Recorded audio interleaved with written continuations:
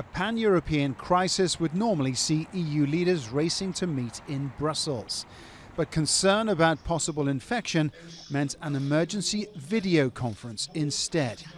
The outcome of this rare virtual meeting, a multi-billion-dollar European investment fund to support healthcare, jobs and small businesses. We will bring forward a Corona Response Investment Fund directed at the healthcare systems, directed at SMEs and at the labour markets and other vulnerable parts of our economies. The instrument will be sizable and reach 25 billion euros quickly.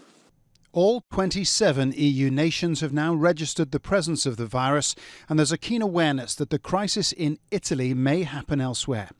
For the next 3 weeks at least, 60 million Italians will be encouraged to remain behind closed doors as much as possible, with restrictions on travel and group gatherings sure to affect their daily lives. Few will go to work, none will go to school or university. All will hope that if they get the virus, they can recover at home without having to make use of Italy's vastly overstretched health system. The costs are clear from the tourist sites, roads near empty and impressive piazzas deserted. How sustainable is all this for a country already on the edge of recession?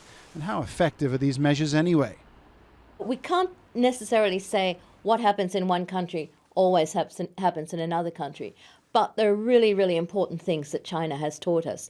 They had an enormous outbreak, vast numbers of cases, and they took very, very strong measures. When you look at their epidemiological curve, it was going up like this, the numbers, and then it starts to flatten when they took those actions and has come down very, very steeply. And yes, we want to see that happen in other countries. After Italy, France is Europe's next worst affected country.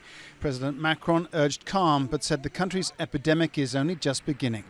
France and Germany have been relatively restrained in the measures they've imposed so far. Some school closures and restrictions on sports events and public gatherings. Spain has closed schools in the capital, Madrid, and suspended its lower house of parliament after an MP tested positive. And Greece has closed all schools and universities for 2 weeks.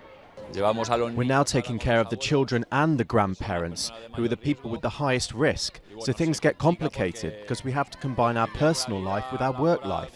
It's complicated. Everyone must prepare to incorporate coronavirus into their daily lives now. Not easy if you're the Prime Minister of the Netherlands, who announced an official policy of no handshakes before promptly leaning over and shaking hands. Oh, sorry, dat mag niet meer. Sorry. Nee. Over. Paul Brennan, Al Jazeera.